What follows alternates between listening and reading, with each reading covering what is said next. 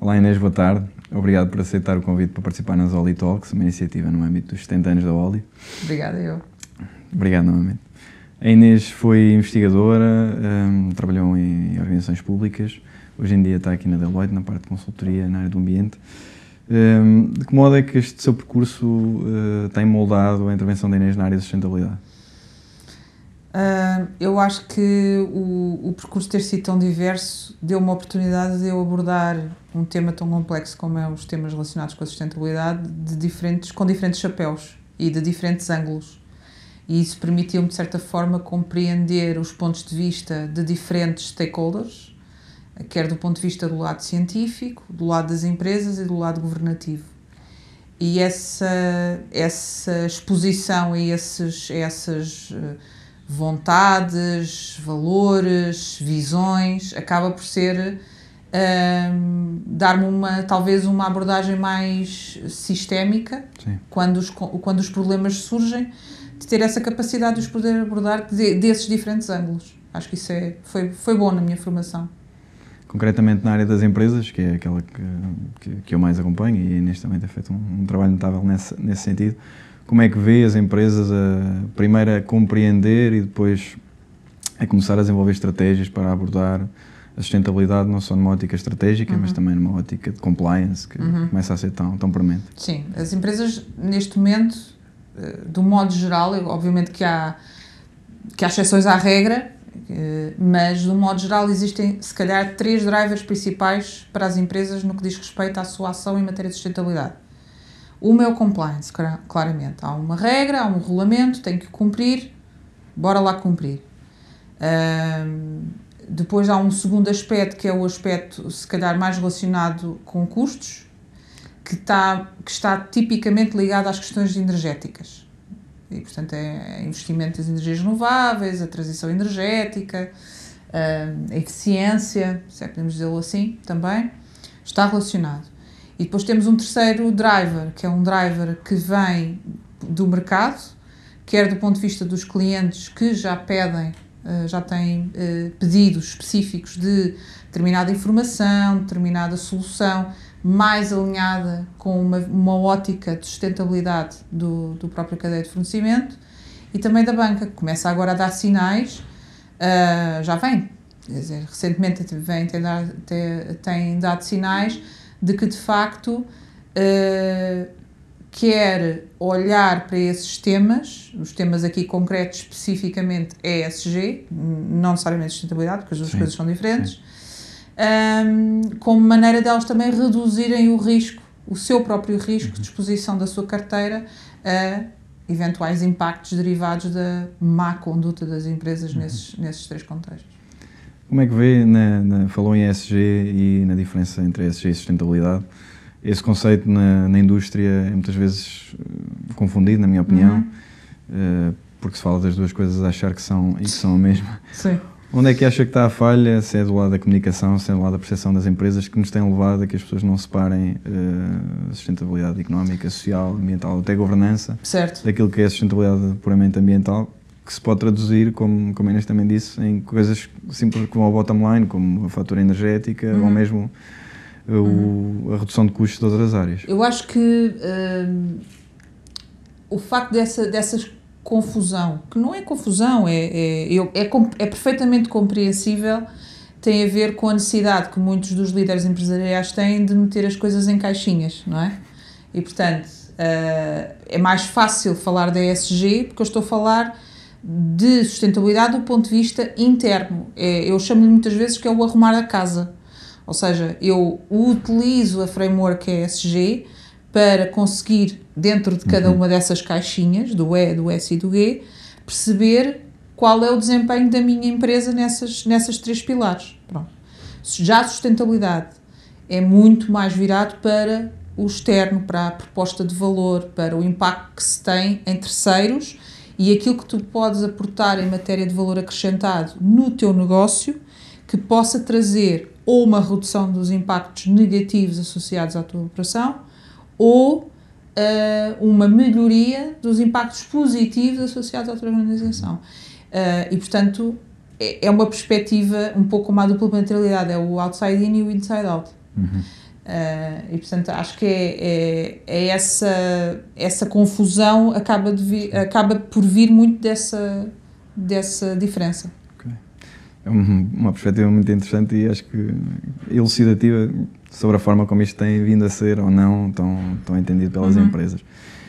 Apesar disso, há aqui quadros normativos que correm em paralelo, ou seja, se falarmos do Fit for 55, em que temos que reduzir as emissões em 55% até 2030, certo. Ou se falarmos na necessidade de reportar a dupla materialidade, estamos também, mais uma vez, a fazer o paralelismo entre aquilo que é a sustentabilidade, pode ser energética, na ótica da redução das emissões, mas ao mesmo tempo a falar de critérios mais abrangentes de ESG na parte de compliance. Dentro daquilo que é a perspectiva da Inês do panorama das empresas nacionais, que muitas são PMEs, ou a maioria são PMEs, como todos sabemos, e que não têm à sua disposição as competências ou os meios humanos para, num tão curto espaço de tempo, fazer o trabalho que se calhar até gostariam de fazer. Como é que a Inês vê o percurso que estas empresas podem fazer, onde é que elas podem apoiar, em que empresas, em que competências, em que pessoas, e de que forma é que elas vão, no seu entender, ou não, atingir os objetivos que foram definidos a nível europeu? Os PMEs realmente têm aqui um desafio particular, porque simultaneamente é aquilo que nós começamos a falar muitas vezes, que é muitas gotas fazem um oceano, e na verdade a realidade dos PMEs também é um pouco assim. São gotas, não é? Mas todas juntas têm um impacto substancial até maior que muitas grandes empresas. Têm o pensamento estratégico, incorporam-no na sua proposta de valor e dessa forma conseguem se posicionar muito mais cedo junto dos seus clientes do que se calhar as grandes empresas que acabam por ir por arrasto. Falámos aqui também das áreas de negócio. A construção é um cliente primordial da Oli, dos materiais que nós fabricamos, e não só pelos materiais que usa, mas pelo processo construtivo em si. É das áreas de negócio que tem mais impacto ainda, nomeadamente na emissão de gases de estufa, mas também outros. Que oportunidades é que a Inês identifica, não só para quem fabrica, mas também para quem constrói, para se conseguir ter uma atitude mais sustentável nas práticas de negócio? Eu acho que, neste momento, qualquer empresa na área da construção, na área do real estate, e que esteja dentro desse ecossistema de valor, tem que pensar a 3 níveis. A um nível de produto, ou seja, gerir os materiais do seu edifício, e aí estamos a falar do design, da arquitetura, das passivalses, do bioclimático, da construção modular, e isto é o que muitas empresas neste momento estão-se a concentrar. Mas depois há outros 2 pilares que as empresas deveriam considerar. Uma é a gestão que chamamos a gestão de intangíveis, ou seja, é tudo aquilo relacionado com a estrutura e que pode ser ativado do ponto de vista da utilização. Por exemplo, a questão dos espaços híbridos, ou seja, de haver espaços multiusos dentro das estruturas, dos edifícios, de existir capacidade de se transformar a orientação dessas unidades, de poder ter locais de serviços partilhados dentro do edifício. Por exemplo, os Estados Unidos têm... A gente vê nos filmes, não é? Tem sempre a máquina de lavar e lavandaria na base do edifício, o que significa que nenhum apartamento necessita ter uma máquina de lavar. Por exemplo, obviamente que isto depois pode ser estendido a outro tipo de equipamentos. Eu já vi designs, por exemplo, que através de bombas de calor conseguiam fazer uma coluna que atravessava o edifício por onde entrava frio, por onde era produzido frio, e portanto aquela coluna dentro das cozinhas acaba por ser o frigorífico, digamos assim, das casas. Portanto, há assim umas abordagens, uns designs interessantes, além de todas as questões relacionadas com a reutilização de águas cinzentas, águas castanhas, etc. E depois, esse é o segundo nível, e depois há um terceiro nível, que é a gestão da comunidade. É porque um edifício, uma estrutura edificada, tem sempre um impacto na envolvente, tem sempre um impacto na comunidade onde ele se insere. E, portanto, também aí, quem constrói, quem é gestor imobiliário daqueles edifícios, deve pensar em como é que aquele edifício pode trazer impactos positivos para a comunidade. E aí já estamos a falar de ter serviços associados de, por exemplo, de mobilidade, de ter a questão dos espaços verdes, fachadas verdes, as hortas comunitárias, o fomentar de interatividade entre as pessoas que vivem naquele bairro. Portanto, já estamos a falar de uma gestão de comunidade. E esta visão a 3 níveis vai muito em linha com aquilo que há um arquiteto muito famoso, que agora não me recordo o nome, que diz precisamente isto, que deve ser primeiro a vida, depois as pessoas e só no fim o edifício. Ou seja, se tudo for feito desta forma, então sim, vamos ter realmente comunidades que prosperam. Se for o contrário, nunca se consegue chegar a lado nenhum. Portanto, eu acho que a construção imobiliária tem que começar a pensar a este nível, multinível. Muito bem. Dentro destes comportamentos concretos que referiu, e a Inês tem um contacto muito intenso e global com pessoas que trabalham na área da sustentabilidade, há algum comportamento que destaca ou alguns que recomenda às pessoas que entretanto incorporou porque viam noutras culturas ou noutros países e que acha que nós aqui em Portugal ainda não acordámos para essa oportunidade?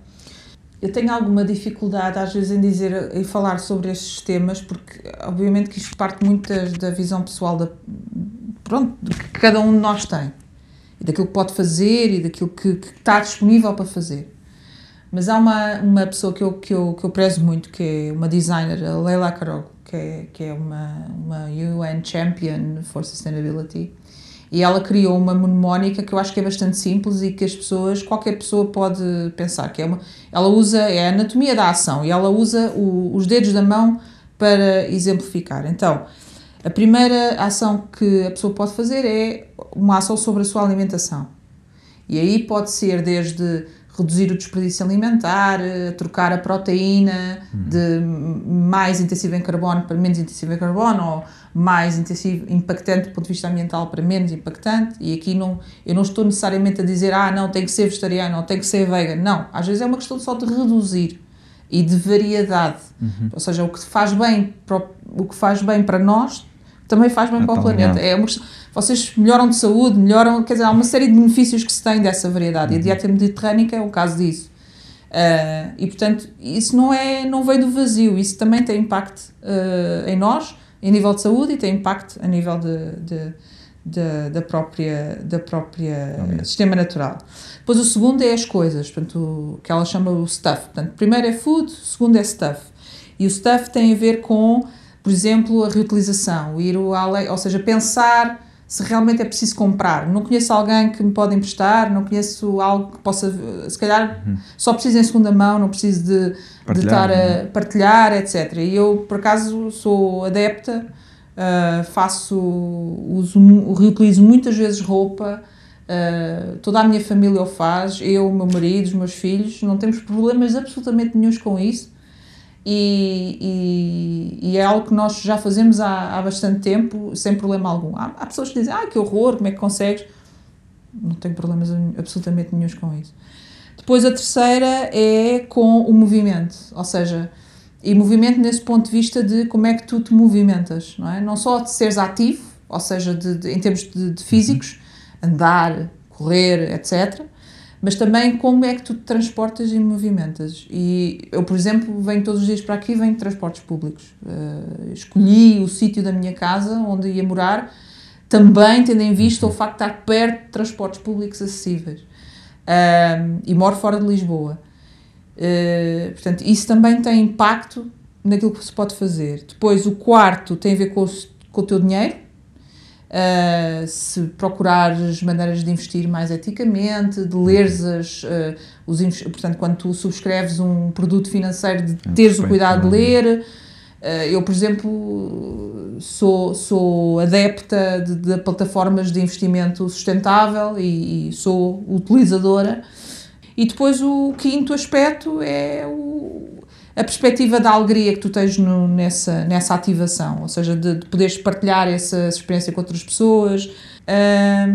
E, portanto, ela criou esta mnemónica que eu acho que é muito feliz, é simples, as pessoas conseguem perceber rapidamente onde é que se podem, tens várias opções e é um pouco de tentar praticar isto no dia-a-dia. e portanto, e é isso que eu faço um esforço para fazer. Faço um esforço, efetivamente, mas a certa altura há coisas que acabam por ser completamente naturais. Tornam-se naturais, claro. Muito bem. Foram perspectivas muito interessantes, obrigado pela partilha. Terminar, e no âmbito dos 70 anos, queria perguntar se tem alguma mensagem que gostava de partilhar com os nossos colegas na OLI.